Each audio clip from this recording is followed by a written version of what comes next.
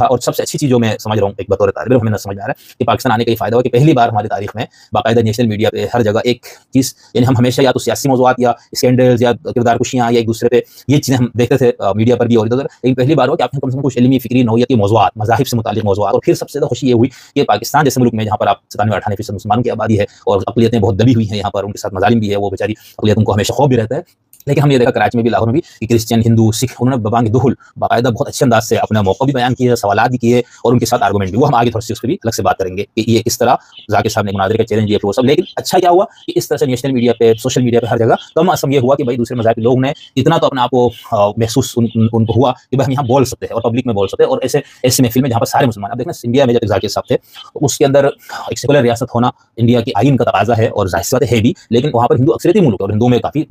type के मसालिक भी हैं, फ़िरक़े भी है और उसके अलावा लोग भी हैं, मुतशद्दिद भी है, मुअतदिल भी है, प्रैक्टिसिंग भी है, नाम के भी है, सिर्फ़ बात उनको